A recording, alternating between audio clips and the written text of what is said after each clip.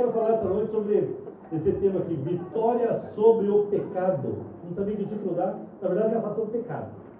Mas semana passada, a semana anterior, passada é bicho, né? Semana anterior nós conversamos sobre a vocação de Saulo, ou de Paulo e Barnabé, a vocação deles, o chamado deles, e falamos aqui com a igreja sobre a nossa vocação. E esse Atos capítulo 13, ele fala sobre a primeira viagem missionária, a primeira grande viagem missionária de Paulo. Algumas bíblias no final tem aqueles mapinhas, né, sobre as viagens missionárias de Paulo. Teve 3 grandes viagens de Paulo. Essa é a primeira aqui em Atos 13. E aqui, a partir daqui até o final de Atos, nós vamos ter um relato de 3 grandes viagens de Paulo, viagens missionárias, onde ele ia passando por lugares, implantando igrejas, etc. Essa aqui é a primeira. E em Atos 13 nós vemos a primeira mensagem pregada pelo apóstolo Paulo na primeira viagem. Era o sermão de estreia de Paulo, a primeira mensagem dele. E o que ele faz aqui, então, a partir de nós vimos o início do capítulo 13, semana passada, mas a partir do versículo 4 eles começam a viajar. No versículo 16, você vê que Paulo chega numa sinagoga e começa a contar naquela sinagoga, pregar naquela sinagoga, e ele começa falando da história de Israel. Ele começa a falar no Gênesis, começa a contar que Deus escolheu o povo de Israel, exaltou o povo de Israel, eles foram para o Egito, se tornaram escravos. Ele começa a contar como que Deus libertou aquele povo que era escravo, como que Deus libertou eles de forma extraordinária, como Deus pegou aquele povo e levou eles para a terra prometida, e lá, na terra prometida, esse povo foi governado por juízes. Deus era o grande chefe da nação, mas eles eram liderados por juízes. E depois ele conta a história que surgiram os reis, ele fala dos 3 primeiros reis de Israel, Saul, Davi, Salomão. E no versículo 23, ele diz da descendência de Davi, ele fala da descendência deste de Davi, conforme a promessa. Deus levantou Jesus, Salvador de Israel.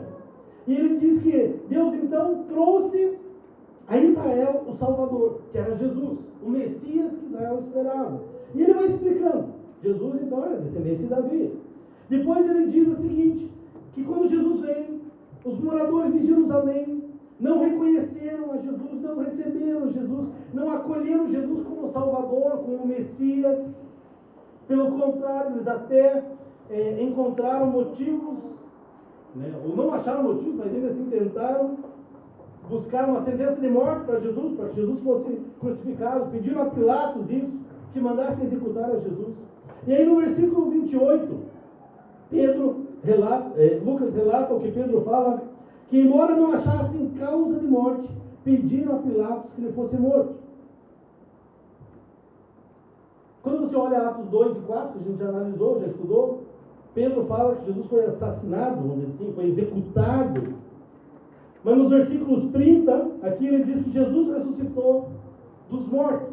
E ele fala o seguinte, e havendo cumprido todas as coisas que dele estavam escritas, tirando do madeiro, o puseram na sepultura. Jesus cumpriu todo o ritual que era profetizado. Foi morto, foi lançado numa tumba. Mas ali, versículo 30, capítulo 13, diz assim, mas Deus o ressuscitou dos mortos. Depois, se você olhar para os versículos, o versículo 33 diz, Deus ressuscitou Jesus. O 34 diz, Deus ressuscitou Jesus dos mortos. O 37 fala que Deus o ressuscitou dos mortos.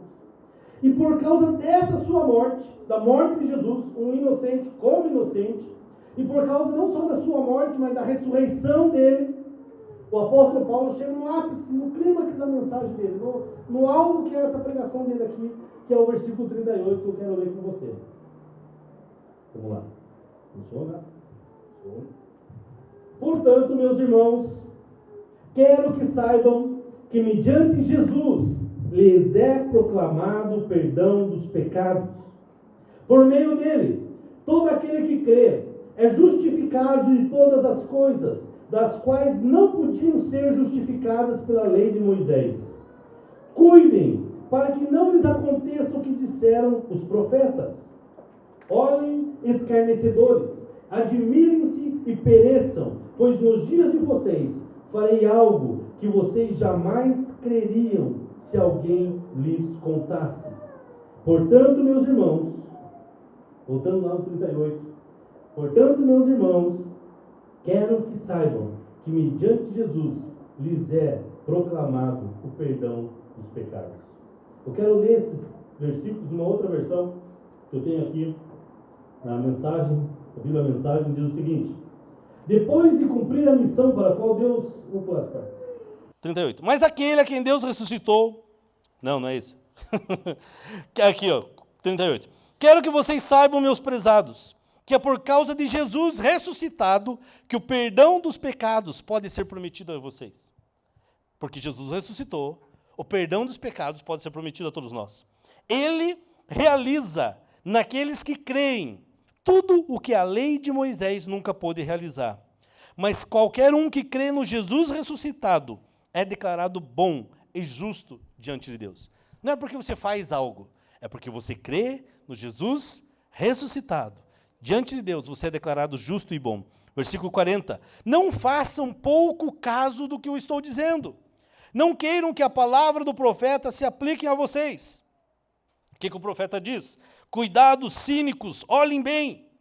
Observe o mundo de vocês se despedaçar. Nós estamos vendo muita coisa nesse mundo nesses dias. Vou fazer algo bem diante dos seus olhos, em que vocês não vão acreditar, ainda que estejam vendo. Bíblia, a mensagem, é o mesmo texto. Amados, essa noite eu quero falar com você sobre pecado. Diga assim, pecado. Pecado. O pecado. Pecados em geral, né? Pecados e tal. Não é um tema muito fácil, não é muito bom, não é gostoso de falar, né? Mas boa parte da mensagem cristã fala sobre isso, trata disso, né? Claro que nós gostaríamos que nós não precisássemos falar dessa realidade, mas é uma realidade, existe algo na nossa vida, uma realidade chamada pecado. E se tem uma coisa que a fé cristã nos anuncia, e o tema dessa mensagem é essa, a vitória sobre o pecado, a nossa fé é uma fé cristã, e ela, na verdade, o que a nossa fé ela é? É uma declaração de vitória sobre o pecado. A fé cristã, a fé em Jesus, é uma declaração de vitória sobre o pecado. Porque é na fé cristã, é em Jesus, que nós encontramos poder para viver acima do pecado, para vencer o pecado. É nessa mesma mensagem, nessa fé cristã em Jesus Cristo, que nós encontramos a mensagem, essa mensagem que Paulo falou aqui, que Deus está disposto a perdoar os pecados, que Ele nos perdoou do pecado. Não é possível a gente contar a história da humanidade, dos homens, do ser humano, sem entender, sem ter um entendimento claro do que é pecado. Para a gente entender isso. Assim como não é possível nós entendermos o que seja o pecado, se a gente não se incluir na história, porque a gente sabe o que é pecado, a gente peca. A gente está na nossa biografia, esse tal do pecado, né? Se você contar a tua história, vai aparecer lá o tal do pecado. Então a gente vai entender um pouquinho melhor isso, entender como que nós podemos vencer o pecado. É possível ter uma vida de vitória sobre o pecado. Primeira coisa, o que a Bíblia vai chamar de pecado? O que é o pecado? Para a Bíblia, o que é pecado? A Bíblia nos conta quando foi que o pecado entrou na história da humanidade. Está lá em Gênesis capítulo 3, ali registra o início, a chegada do pecado na humanidade, no livro do Gênesis, no capítulo 3, quando nos conta a história do primeiro casal, Adão e Eva. Deixa lá o Adão e Eva. Adão e Eva, você sabe a história, você conhece a história bem. A história ali é contada a partir da experiência daquele primeiro casal, Adão e Eva, que eles têm de comer o fruto do conhecimento do bem e do mal. E quando eles comem do fruto dessa árvore do conhecimento do bem e do mal, desobedecem a Deus, e aí surge o que nós vamos chamar de pecado original, o primeiro pecado original, diga, pecado original. Esse aqui é o primeiro pecado, não é o fato de comer, a gente vai ver isso, que não é o fato de comer a fruta, mas o pecado foi ali, é o pai de todos os pecados, foi aquele pecado ali, digamos assim, porque aquele ali era o quê? Era um ato de desobediência. Deus falou, não coma do fruto. E eles foram lá e comeram. Era um ato de desobediência, de rebelião, de rebeldia. É assim que nós, cristãos, interpretamos Gênesis capítulo 3. Alguns rabinos, alguns teólogos modernos, eles dizem que quando eles estudam Gênesis, eles dizem que tem uma coisa aqui no Gênesis que eles compreendem, que o acesso do ser humano à árvore do conhecimento do mal, do bem e do mal, ela era, na verdade, um ato de emancipação do homem. Eles dizem que ali surgiu, segundo os rabinos, alguns teólogos mais modernos, que quando o homem come da árvore do conhecimento do bem e do mal, do fruto da árvore, o homem recebeu, surge a consciência. Em teologia eles chamam isso, dão o nome de queda para o alto, surge uma consciência no homem. O homem se torna consciente de si. E que o ato de desobedecer a Deus, quando Deus diz, não coma da árvore do conhecimento do bem e do mal, foi um ato de desobediência. Mas, segundo esses teólogos modernos, foi bom o homem ter desobedecido, porque ali ele descobre, se ele recebe a consciência. Eu não concordo com isso. Mas, que ali, naquele momento surgiu a consciência humana. Porque se ali o ser humano foi julgado por Deus, por um ato moral que ele teve, não é julgado, depois Deus não vem e julga, como é que Deus ia julgar alguém que não tinha consciência do que estava fazendo, né? Então, cai por terra essa ideia aqui. Mas foi aqui o primeiro casal, eles foram expulsos do Éden, da presença de Deus, receberam palavras de castigo, vamos dizer assim, de juízo, e de uma forma, eu comentei esses dias aqui com vocês, quando nós lemos a Bíblia, a história de José, nós estamos lendo a nossa história em José. Quando você lê a história de Davi, você está lendo a tua história. Por isso que a Bíblia, ela relata essas histórias. E nós podemos dizer também que Adão e Eva, esse primeiro casal, também é eu e você. Também nos representa, essa história conta a nossa história. A história de Adão e Eva aconteceu, é fato, é verídico, mas ela também conta a minha e a tua história. Nós nos vemos ali. E esse talvez seja o melhor entendimento que a gente tem. Quando eu olho esse texto aqui, o que acontece, o pecado de Adão e Eva, a gente vê que é um ato moral. Mas essa questão ali do primeiro casal, eles têm esse deslize moral, mas também pode ser vou só passar um pouquinho nesse negócio aqui, alguns teólogos dizem que é uma questão ontológica, ou seja, está relacionada ao ser, ontologia está ao ser. A pessoa. Eu vou contar uma história para você entender esse trem aqui. Imagine teu corpo. Teu corpo tem vários membros, mão, dedos, braço, perna, dedo, pé, joelho, tem os membros. E um só cérebro, certo? Amém? Está funcionando? Diga amém. O teu está funcionando, diga amém. Mas agora imagine uma história assim, que esse corpo teu, cada membro do corpo tivesse o seu próprio cérebro. Ou agisse independente, cada um tivesse o seu. Então, o seu braço ia ter um cérebro, a sua perna direita teria um cérebro, a perna esquerda teria um cérebro, as mãos teriam um cérebro, os dedos, cada dedo teria pensaria por si próprio. E aí o grande cérebro, que é o cérebro da cabeça, ele diz para todos os outros, todos os cérebros têm que trabalhar em harmonia, em obediência ao grande cérebro aqui. Mas belo dia, o teu braço direito, o cérebro do braço direito diz para você assim, dá um tapa nesse cara aí do lado aí. Vira para a pessoa do lado. Não precisa agora. Né?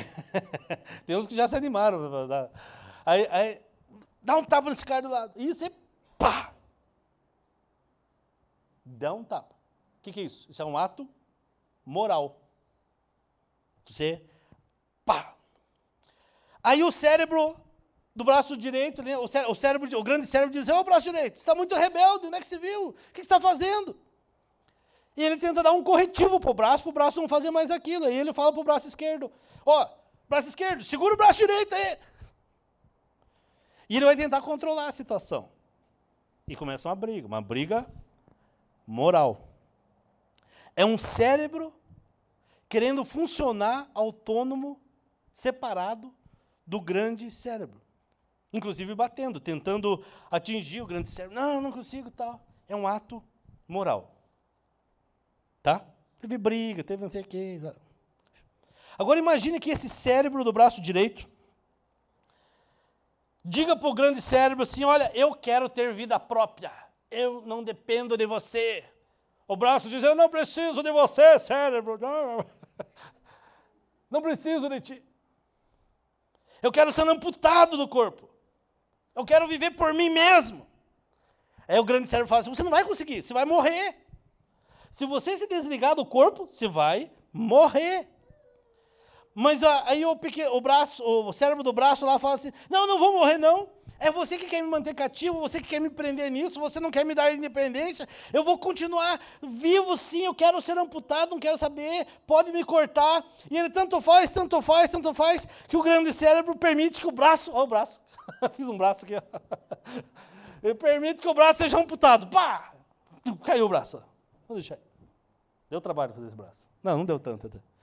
Eu ia até prender ele a mim, mas ele não sabia como deixar. Aí o braço direito é amputado. Pum. É cortado. Agora imagine você, um braço, sozinho, no chão se debatendo, né? Está cortado lá, está lá. E está lá, vai ter um pouco de reflexo lá, alguma coisa acontecendo. Depois, está aqui, vou deixar aqui para você lembrar dele. Está lá se rebatendo. Se começar a mexer, esse olha aqui. Está lá, se batendo, se debatendo. Deixar aqui para o Adriano não reclamar. Tá vendo como eu consigo viver sem você? Se batendo lá um pouco, né? Tá vendo? Não preciso de você. Aí o grande cérebro fala, espera. Vai mais um pouquinho. Você ainda não morreu. Já viu cobra, né? Quando você, minhoca, quando você corta, assim, a bichinha fica lá, mas tá morrendo, mas... Daí, você não morreu, você tá aí um pouquinho de vida aí. Você tá com um pouquinho, mas vai, espera. Essa amputação é um ato ontológico. É uma separação. É uma cisão do ser. Você não faz parte do ser. É uma questão de ser. Não é um problema moral apenas. Quando a gente olha essa questão de Gênesis, Adão e Eva, o que aconteceu ali foi mais que uma questão moral. Não foi só o fato de comer o fruto, está entendendo? Não foi só o fato de você brigar com o teu marido, com a tua mulher, com o teu filho, ou xingar alguém no trânsito lá, como acontece. Isso é um ato moral. A questão foi ontológica. Ou seja, foi uma ruptura. Foi cortado. É uma ruptura. Um ser dependia do outro para continuar vivendo. O braço precisava do outro para continuar vivendo, mas rompeu, não consegue. No Éden aconteceu isso. Foi uma ruptura.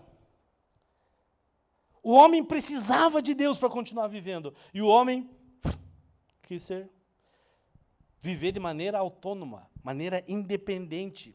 E aí ele entra num caminho de morte. Essa ruptura é o que nós chamamos de pecado original. A grande questão, então, amados, mais do que o que eu quero chegar, e você vai entender, não é aquele pecadinho aqui que você mentiu ali, que você falou isso, é pecado, são pecados. Mas tudo isso acontece por quê? Porque teve um pecado original, uma ruptura. É mais do que questões morais, é uma questão ontológica. A gente está vendo toda essa discussão sobre casamento gay e tal, tudo isso. Nós sabemos que a Bíblia fala, mas não adianta a gente mudar, ninguém vai mudar por decreto, né? Porque a questão não está no ato moral, a questão está aqui, ó, no ato ontológico. O cara está separado de Deus, mas nem que você soque na cabeça dele. Se ele não tiver uma experiência com Deus, ele não vai entender. É uma ruptura. Então, o que é esse pecado original? Então, aqui, ó, o ato moral é uma briga. Ato ontológico, você não vai ganhar. Oh, o pastor falou de odontologia domingo passado na igreja. Não, é a cisão do ser. Então, o que é o pecado original? O pecado original, amados, é a criatura pedindo independência do Criador. E pretendendo, querendo existir por si mesma. Como se não dependesse de ninguém mais para existir. Olha, eu não preciso de mais ninguém. Somos criaturas. Mas eu e você somos criaturas. Nós não somos autoexistentes. Pronto, surgiu. Uau. Nós precisamos de Deus para existir. Nós precisamos de Deus para a nossa existência. Nós precisamos. Então, o que é que nós chamamos de pecado original? Não é a desobediência de comer a maçã, simplesmente. Ali é um ato, isso, entenderam? Nada. Então, vamos repetir. O pecado original não é a desobediência de comer a maçã, porque isso é um ato moral. simplesmente. É uma desobediência, mas o problema do pecado original é a ruptura com Deus. Eu estou dizendo, Deus, eu não preciso de você. Adão e Eva estavam dizendo assim, nós não precisamos de Deus. Está entendendo, irmão? Amém. Esse amém foi fraco. Você vai entender. É uma ruptura. Esse ser que está separado de Deus, o homem que está separado de Deus, ele é um ser caído. Adão e Eva lá, quando Adão pecou, é um ser caído. É um ser em estado de pecado. O homem agora está numa posição de pecado. Ele está separado de Deus, autônomo, não precisa de Deus. Eu vivo autônomo em relação a Deus. É que nem o braço que foi cortado. O braço foi cortado, está lá esperneando. Ele está esperneando enquanto ele tem uma vida residual ali. Tem um pouquinho de vida ainda ali. E ele acha que ele tem toda a vida. Mas um dia aquela vida residual que está fazendo ele se mexer, vai acabar. Por quê? Porque está separado da fonte. Está entendendo? Está desligado do corpo. Eu lembro uma vez, eu estudava num colégio em Ponta Grossa, um instituto de educação. E aí, um dos meninos, o pessoal foi jogar bola no ginásio de esportes do clube, da escola. E agora acho que nem tem tantos mais, mas tinha aquelas quadras de futsal e atrás tinha aquela tabela de basquete. E lembra que aquela tabela de basquete geralmente era aquela estrutura de ferro, treliçado, lembra? Faziam umas treliças de ferro e atrás. E o pessoal jogando lá, tal. Não era a minha turma, era outra turma. E aí o menino começou a subir, né? Não tinha rede no gol, ele subia na coisa assim e estava no gol. Aí ele ficava subindo lá, a bola estava do outro lado, ele... De repente, ele estava subindo, naquela treliça lá da basquete. O pessoal, olha a bola! Ele pulou. Quando parou, os caras, teu dedo! O dedo do cara ficou, espirrava sangue assim. Teu dedo! Não sei o quê. Foi notícia do instituto aquele dia. Não sei se a Cintia estudava lá ou não. Meu Deus do céu, todo mundo apavorado, e o pior não sentiu dor. Daqui a pouco ele olhou, meu Deus do céu, meu dedo. Foram lá, pegaram o dedo, colocaram numa coisa de gelo, os professores lá, levaram para o hospital. Parece que conseguiram amputar o dedo. Amputar não, como é que é? Implantar. Tinha mais um. Hoje ele foi presidente da República uma época. Não é isso, não. Isso aí disse que foi trabalhando. A última vez que trabalhou.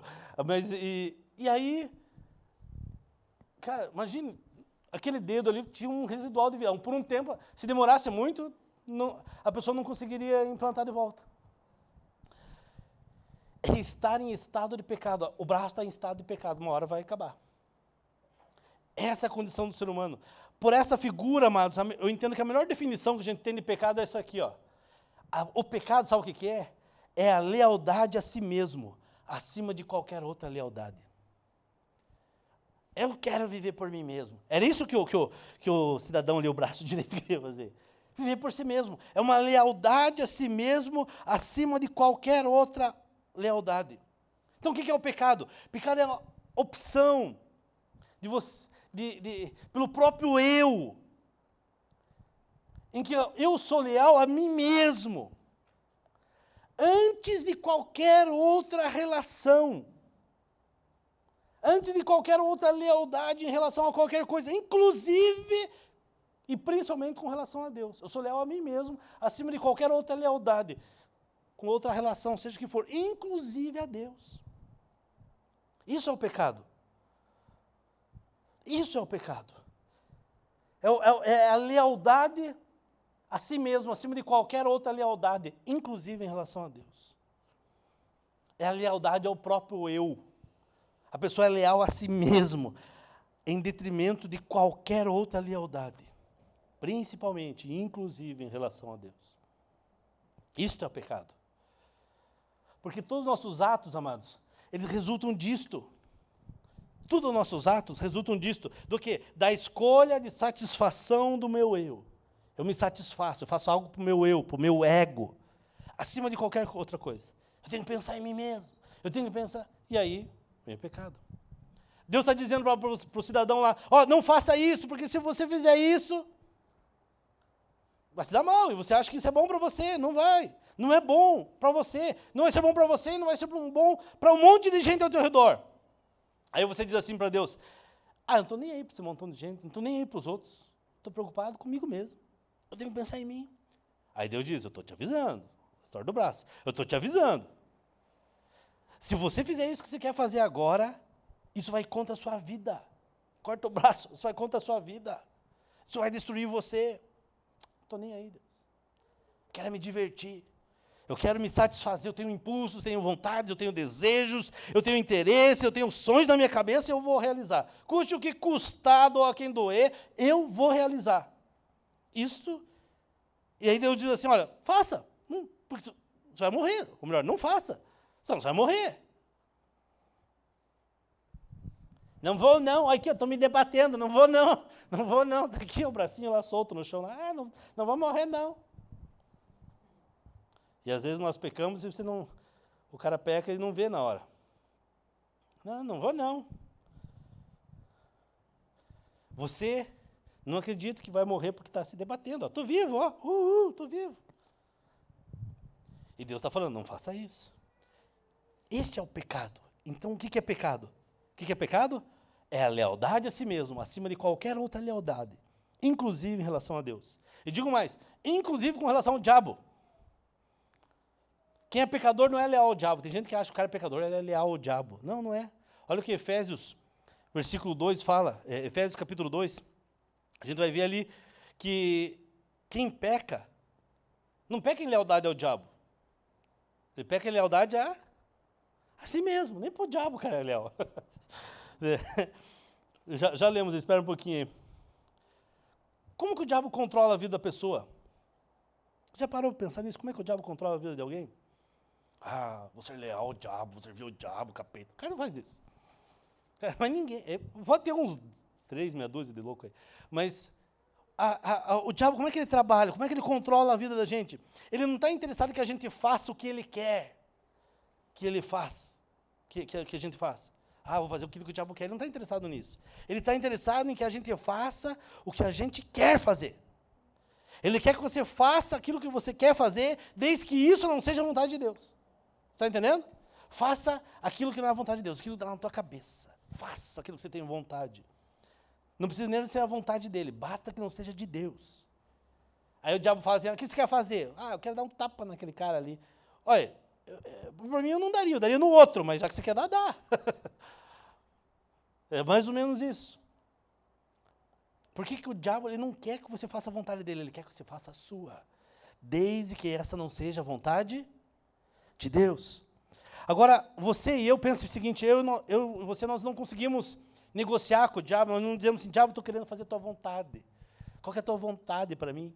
Estou interessado no que é melhor para você. Ninguém faz isso. O que o diabo quer? O que o diabo quer? Ninguém trata o diabo assim. Ele age, a gente só trata da seguinte maneira, eu quero fazer o que é melhor para mim. O ser humano aí fora, ele quer fazer o que é melhor para ele. O que é melhor para mim? O que eu estou com vontade de fazer agora? Qual que é o meu desejo de fazer? O que lá dentro de mim tem vontade de fazer? É isso que o diabo vai. Não precisa se você está dizendo se é para ele ou não. Não sendo a vontade de Deus. E nessa hora não adianta Deus falar para você, não faça. Nessa hora não adianta o diabo falar para você, não faça. Você vai fazer. Porque dentro de cada um de nós, dentro de mim, dentro de você, tem uma propensão à lealdade a nós mesmos. Você é leal, acima de qualquer outra lealdade. Efésios 2, versículo 1 diz assim, vocês estavam mortos em suas transgressões e pecados, nos quais costumavam viver quando seguiam a presente ordem deste mundo e o príncipe do poder do ar, que é o diabo, o espírito que agora está atuando nos que vivem na desobediência. Anteriormente, todos nós também vivíamos entre eles, satisfazendo as vontades da nossa carne. Se servia ao diabo, fazendo o quê? Fazendo a vontade dele? Não, fazendo a tua vontade. Seguindo os seus desejos, não é o desejo do diabo, é o teu. E pensamentos, como os outros, éramos por natureza merecedores da ira. De outra forma, falar isso de outro jeito, como é que a gente vive desobedecendo e fazendo o que o diabo quer? Como que a gente faz isso? Como é que a gente vivia desobedecendo? Como é que a gente fazia o que o diabo queria, segundo esse texto? Com a multidão. Vai vivendo como se Deus não existisse. Deus não existe. Vivíamos satisfazendo as nossas próprias vontades, os nossos próprios apetites, entregando-nos aos nossos próprios instintos. É isso que o texto estava falando aqui. E aí, a partir disso, quando a gente lê isso aqui que a Bíblia está falando, começamos a entender o ser humano. Aí você começa a entender o ser humano. Que nós somos esse sujeito. Eu sou esse sujeito. Você é esse sujeito aqui. Isso é o ser humano. Eu e você, mas nós temos que olhar para nós e ver que dentro de nós tem uma força que nos puxa a ser leal. Dentro de mim tem uma força que me puxa a ser leal a mim mesmo. Leal a mim mesmo acima de qualquer outra lealdade, inclusive com relação a Deus. Dentro de mim, dentro de você. Essa força aqui dentro, que me puxa, que me chama, que faz isso, a Bíblia chama de... É isso mesmo. Pecado. Isso é o pecado. E quando a gente começa a observar a Bíblia, Gênesis capítulo 4, lembra a história de Caim e Abel? Caim tem inveja de Abel porque Deus se agrada mais do sacrifício de Abel que de Caim, e ele tem essa raiva por Abel, e ele tem um desejo de matar, um ódio, vontade de matar o irmão dele. Deus um dia fala assim para ele: olha, Caim, o pecado jaz à tua porta e cumpre a você dominá-lo. O que Deus estava dizendo? Caim, não faça isso. Não vá matar Abel, não faça isso. Mas Caim está dizendo: eu vou matar, eu quero matar, não adianta. Dentro de mim tem algo que diz: eu vou matar esse desgraçado, onde é que se viu? Tinha algo dentro dele que o levava a isso. Eu não tenho forças, é como se ele dissesse: eu não tenho forças. Dentro de mim tem um poder que me puxa a ser leal a mim mesmo, importa a mim.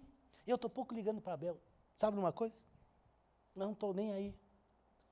Tudo que ele enxerga, ou tudo que Caim enxergava, eu estou enxergando aqui dentro. E é isso que eu vou fazer, não quero saber. Deus falou para ele, gente, e ele foi lá e... Esta voz dentro de nós, que Caim tinha ali, isso é o que a gente chama de pecado. É o pecado. Leais a nós mesmos. Eu não sei contra você, eu não sei contra cada um aqui, mas dentro de mim, eu sei que existe essa voz. E eu luto contra ela. E com certeza você luta contra ela. Mais que uma voz, mais que um poder, mais que uma força, isso nós chamamos de pecado. Isso traz para mim uma consciência. Consciência do quê? Uma consciência do estou errado. E isso é tão forte que talvez, se Deus viesse aqui dar um puxão de orelha, eu ia dizer: ah, Senhor, não fui eu que fiz. Então não fui eu. Mas já que o Senhor está falando, está certo, né? Mas, Senhor, eu nem notei. A gente começa a dar desculpa para Deus. Mas dentro da gente tem uma culpa, uma sensação. A gente sabe que diante de Deus, da perfeição de Deus, eu estou errado mesmo, é isso mesmo, não está certo. A Bíblia fala disso. Lembra alguns exemplos? Por exemplo, Moisés está diante da sarça ardente. Um arbusto que não se consumia, um fogo que não se consumia. Ele está lá diante daquela sarça, no deserto. O que ele faz? Diante daquilo lá, ele cobre o rosto dele. A glória de Deus se apresenta. Moisés cobre o rosto. Deus é complicado, né? Aí tem Adão. Quando Deus vai procurar Adão no jardim, o que Adão faz? Adão se esconde. É aquela criança que vai, apronta, faz arte e vai para trás da cortina, né? Sabe que fez alguma coisa errada, né? Já é legal quando o filho da gente apronta, você sabe que aprontou, né? Sabe que não deveria ter feito e fez. É até engraçado aquilo.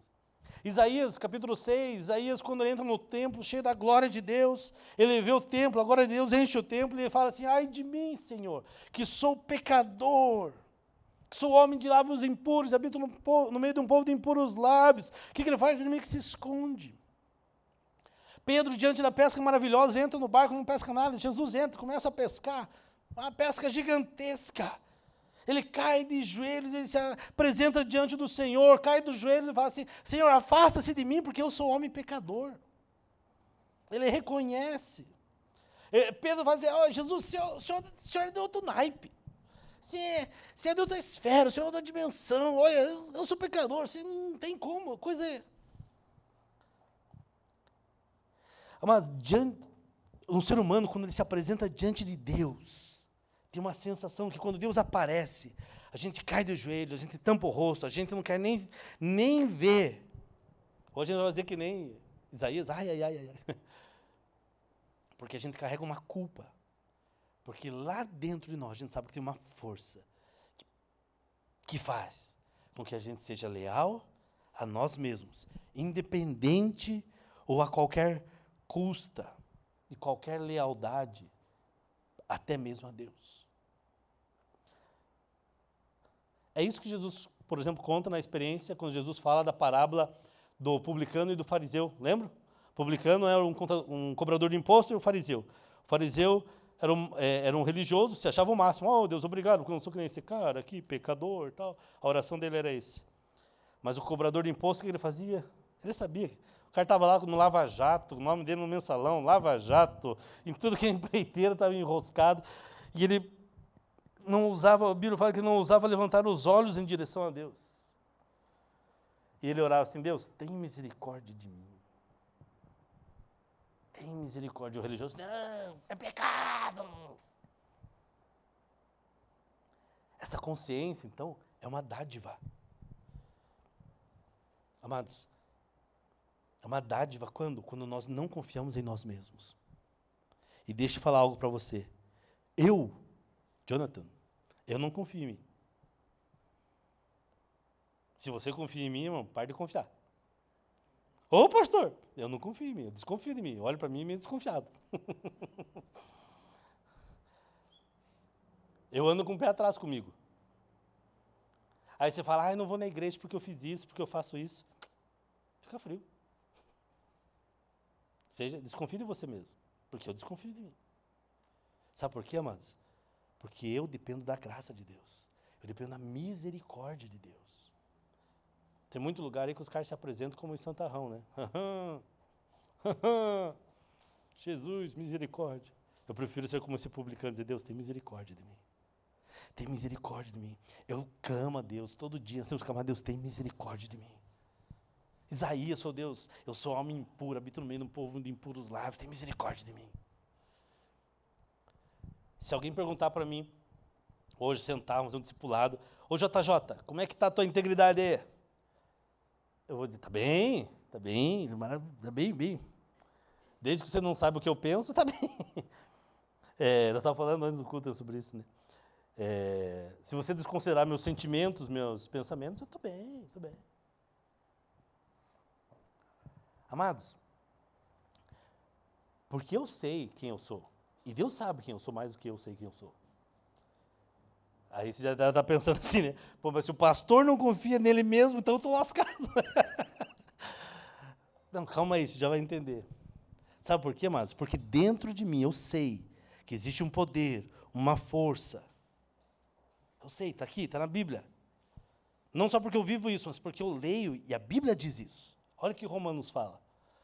Sabemos, Romanos 7,14, sabemos que a lei é espiritual. Eu, contudo, não o sou. Paulo está falando isso. Pois fui vendido como escravo ao pecado. Não entendo o que faço, pois não faço o que desejo, mas o que odeio, ou aquilo que eu não quero fazer. Se não faço o que não desejo, admito que a lei é boa. Neste caso, não sou mais eu quem faz, mas o pecado que habita em mim. Se Paulo, que escreveu quase metade do Novo Testamento, está dizendo isso, por que a gente não vai reconhecer? Por que eu vou bancar? Está vendo aqui, amados? O pecado habita em mim, habita em você. Versículo 18. Sei que nada de bom habita em mim, isto é, na minha carne, porque tenho o desejo de fazer o que é bom, mas não consigo realizá-lo. O que ele está dizendo aqui, essa parte A aqui? Sei que nada de bom habita em mim. Ele está dizendo assim, nesse braço aqui, nesse ego aqui, está desligado de Deus. É um eu rebelde de Deus. É um eu em estado de pecado, não há poder para ser leal a Deus. Eu não consigo. Daí ele começa a explicar. Versículo 19. Pois o que faço não é o bem que desejo, mas o mal que não quero fazer, eu continuo fazendo.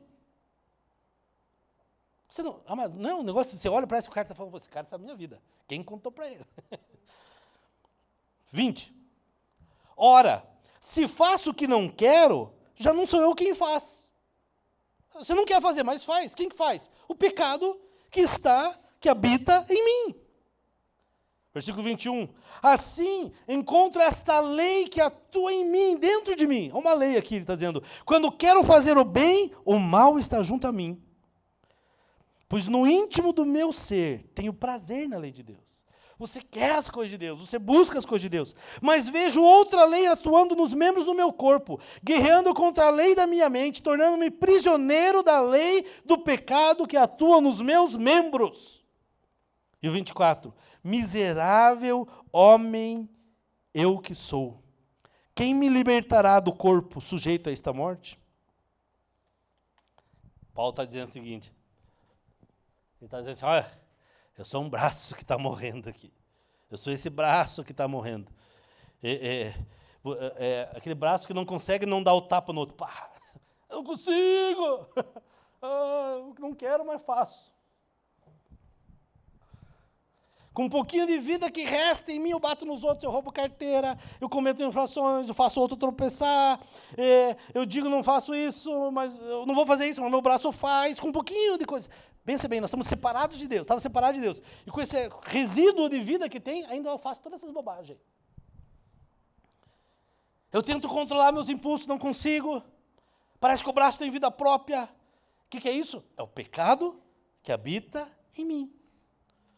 Aí alguém pode dizer assim, pastor, mas Paulo aqui não é convertido. Opa, como não? Um sujeito que não é convertido vai dizer assim tenho prazer na lei de Deus. Eu tenho prazer na lei do Senhor, que ele disse no texto. Não, é um cara convertido, o cara já com Deus. Uma pessoa que não foi tocada pelo Espírito Santo não tem essa consciência, nem percebe que está pecando. Ele acha que está vivendo a vida dele. Não para nem para perceber isso. Uma pessoa que não é convertida não está reconectada ao corpo, um braço que não voltou para o corpo. Apenas um braço caído lá, autônomo, sozinho. Eu quero fazer o que é bom. Agora, quando alguém fala, eu quero fazer o que é bom, conforme a vontade de Deus, opa, esse cara tem consciência. Eu não consigo, mas eu quero fazer. E aí no versículo 25, ele diz lá, a consciência. O cara tem consciência, a consciência dele está expressa aqui. Graças a Deus por Jesus Cristo, nosso Senhor. De modo que com a mente eu próprio sou escravo da lei de Deus, mas a carne da lei do pecado. Ele está dizendo, mas graças a Deus, porque agora já não há lembra Romanos 8:1? Graças a Deus, porque já não há condenação para os que estão em Cristo Jesus. Porque por meio de Cristo Jesus, a lei do Espírito da vida me libertou da lei do pecado e da morte. Ou seja, Deus ele pode me libertar dessa lei que habita em mim. Ele pode me libertar. Olha que Gálatas 5,16 fala. Por isso digo, vivam pelo Espírito e de modo nenhum satisfarão os desejos da carne. Olha o que ele está dizendo aqui. Se você é um braço que está desconectado, que foi solto, que rompeu com Deus, foi um braço assim desconectado do corpo, esquece que você só vai fazer o bem. Você só vai fazer o bem quando for conveniente a você.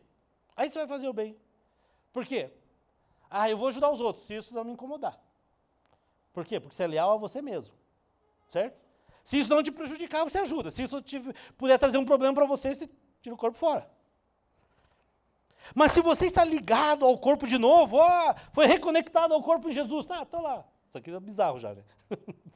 Está lá, conectado de volta. E ele está dizendo assim, cuide dessa força chamada pecado que ainda está presente em você, mas ela não é mais irresistível. A natureza pecaminosa está ali, mas aquela força não é mais irresistível, ela é resistível.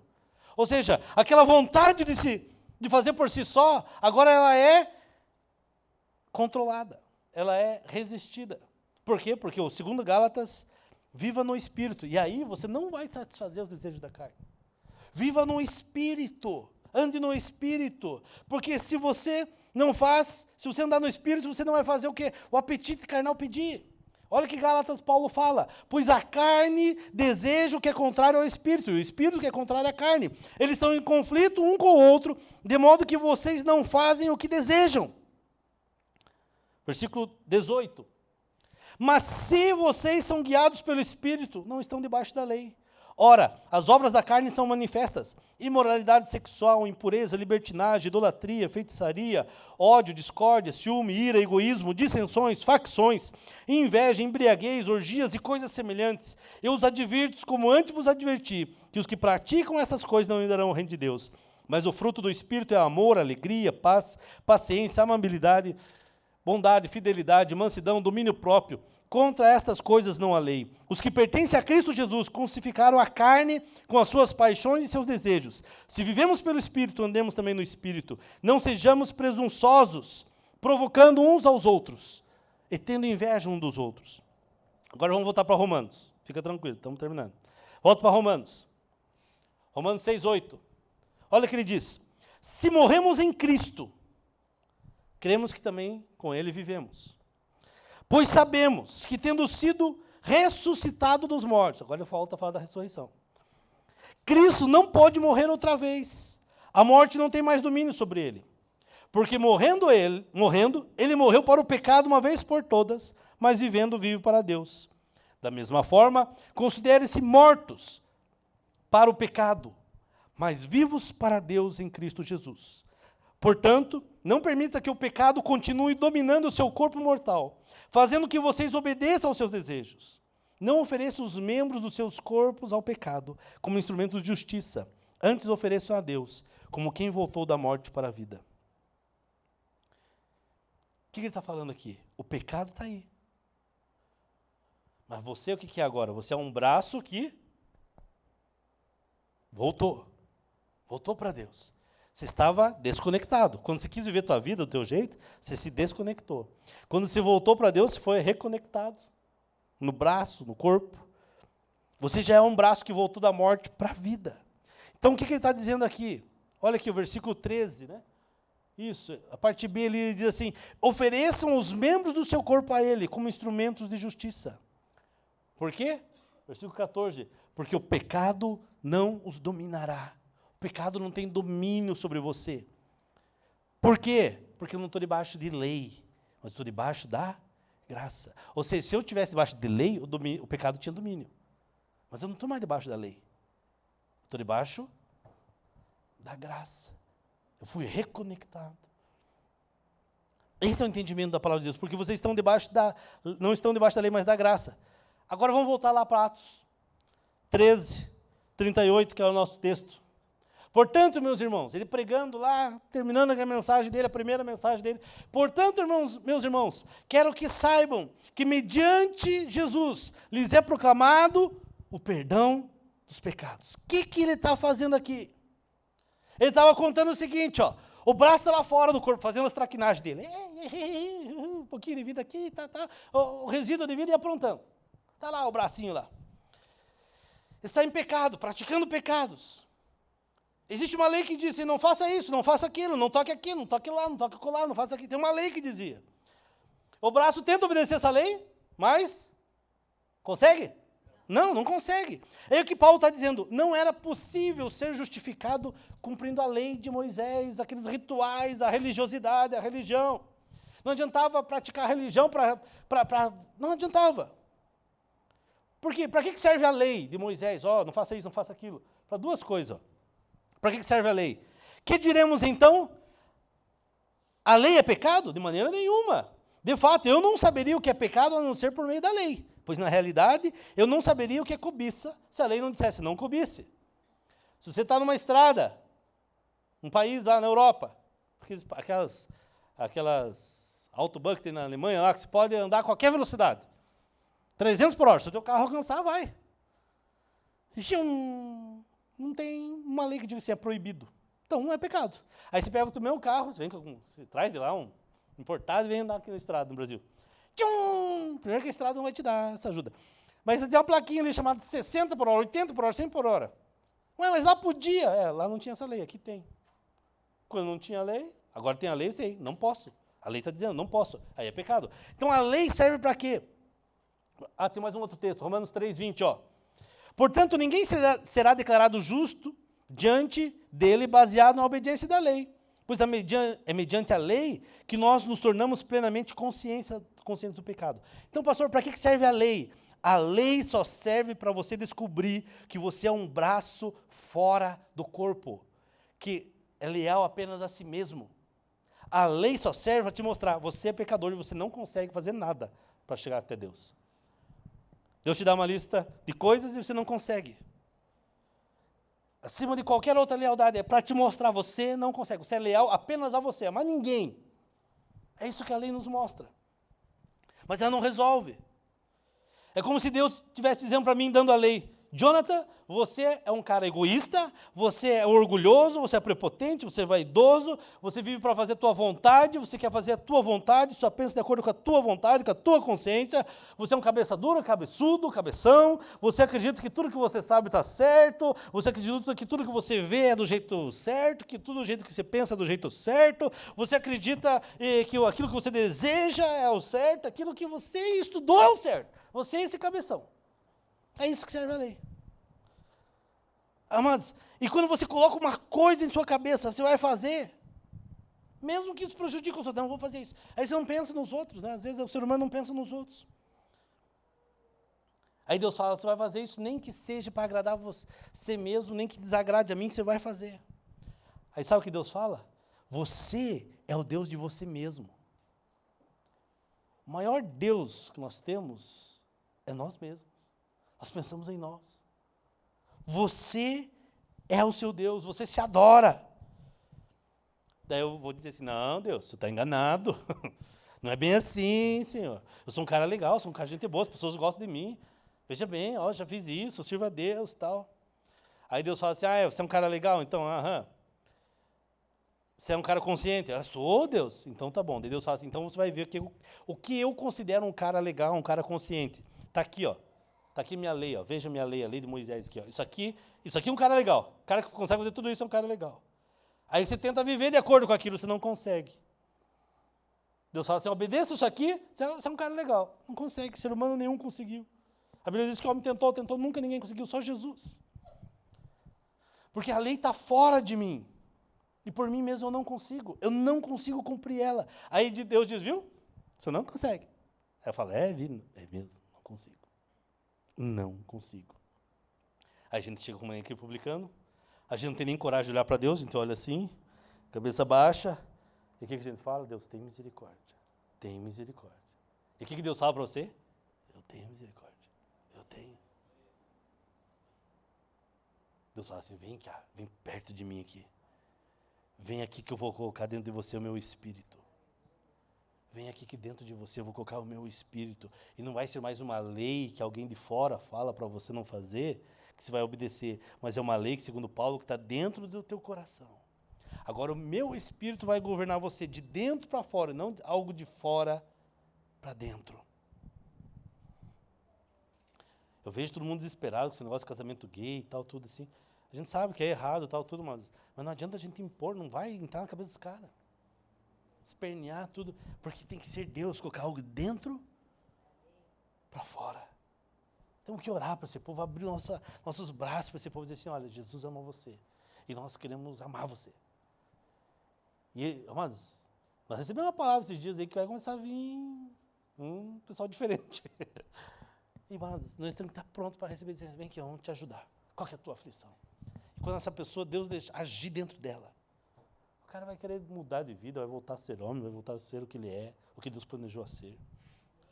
Deus está falando, ó, agora é o meu espírito governando você de dentro para fora.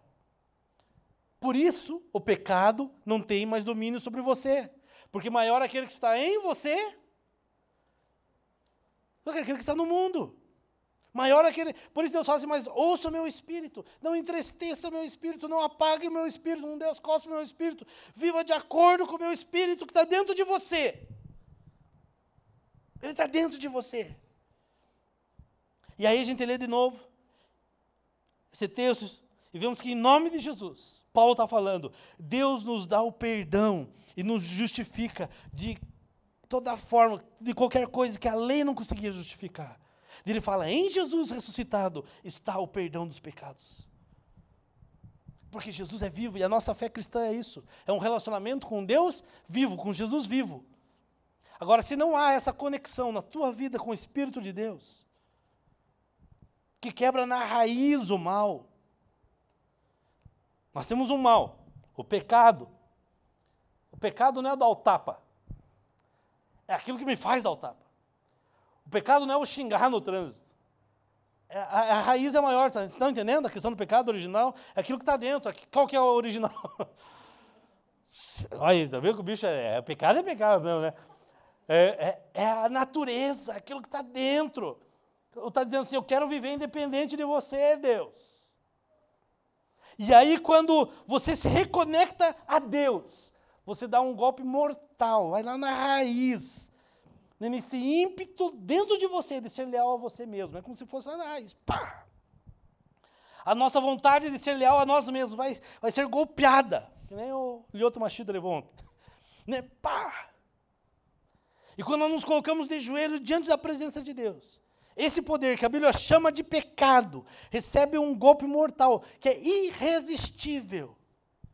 Sabe por quê, irmãos? Porque cristianismo não é filosofia, cristianismo não é estilo de vida, não é falar sobre fraternidade universal. Cristianismo não é isso. Não tem como a gente oferecer a paz mundial, fraternidade para todos os povos, se dentro de mim tem um ímpeto de ser leal apenas a mim mesmo, quer que os outros que se lasquem. Vai ter um monte de gente falando bonito, mas na verdade todo mundo está pensando em si mesmo.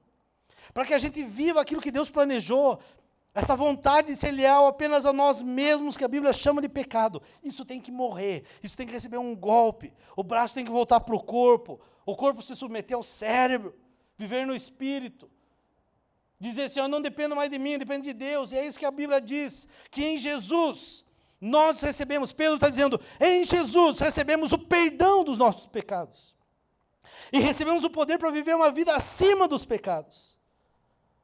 Por isso que a vida cristã é um contínuo, né? Ela vai do quê? De a gente se ajoelhar continuamente diante da cruz de Cristo, diante do Calvário, e dizer, Deus, em nome daquilo que o Senhor fez na cruz do Calvário, me perdoa da minha prepotência de achar que eu consigo algo. Deus, me perdoa da pretensão de querer existir sem Deus. Deus, me perdoa da pretensão de existir em mim mesmo, tem misericórdia de mim. Me reconcilia, Deus, contigo, em nome desta cruz. É assim que trata pecado, amados. Diante da cruz, a gente se levanta, e depois a gente se ajoelha de volta, diante do túmulo vazio. E no túmulo vazio, a gente se ajoelha e diz, Deus, eu invoco sobre a minha vida o poder da tua ressurreição, para que eu viva acima daquilo que se chama pecado. Um dia, acho que não sei, foi com o Luiz, com quem comentei, eu aprendi um negócio para orar, não sei porquê, mas eu sempre oro assim.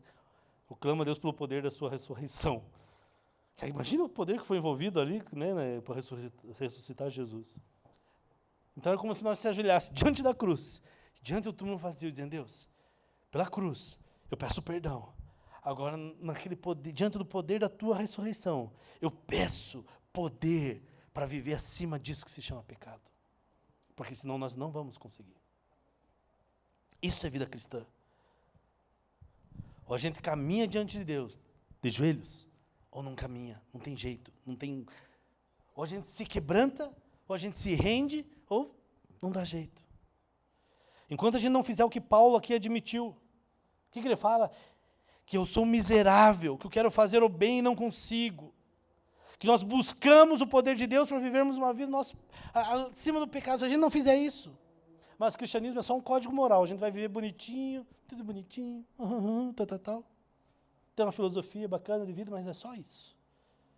E aí a gente vai viver, sabe o quê? Frustração, frustração e frustração. Mas eu creio que o cristianismo não é uma filosofia, não é um código moral para ficar dando, isso é errado, isso é pecado, o pecador vai para o inferno, gay, você não vai entrar no céu, você não sei o quê. Pare com isso. Amados, nós não concordamos, mas nós não podemos julgar. Eu tenho falado com alguns aqui, assim, né, amados, para Deus, o homossexualismo é tanto pecado quanto adultério e prostituição. Para Deus é pecado. Não tem pecadinho nem pecadão. Acabou. Eu queria chamar os músicos aqui essa noite. Eu queria que você fechasse os teus olhos. E eu quero colocar algo Se você analisou essa mensagem, pensou nela e você... que nessa descrição que a gente falou do que é o pecado, você olha para você e diz assim que, puxa, pastor, eu estou mais para um... eu estou mais para um braço autônomo do que para... eu estou mais parecendo um corpo se debatendo. Tinha um narrador chamado Januário de Oliveira, ele dizia, está lá um corpo estendido no chão. Nós estamos, né? Se você olha assim, puxa, eu estou mais lá para estar lá um corpo estendido no chão. Se você diz assim, ó, eu quero voltar para o corpo, feche teus olhos, não se distraia com os músicos, preste atenção no que eu estou falando. Se você está dizendo assim, eu quero voltar para o corpo, eu tenho vivido meio que distante de Deus, como se Deus não existisse, eu estou me machucando, eu estou machucando muita gente por causa dessa minha atitude. Deus, eu estou invocando o teu perdão para a minha vida. Essa oração eu quero fazer por você. Eu quero encorajar também você que diz assim, ó, eu não sou um braço fora do corpo, estou ligado no corpo, eu não tenho prepotência, eu sei que eu não consigo viver sem Deus, mas eu me sinto como se fosse um braço fora de controle. Sabe aqueles braços do João Bobo? Que fica aqueles João Bobo de posto? Eu me sinto um braço de João Bobo, sem controle. Que faz mais o que não quer do que aquilo que quer. E aí você diz assim, Deus, eu quero invocar o poder da tua ressurreição sobre a minha vida. Vamos colocar em pé?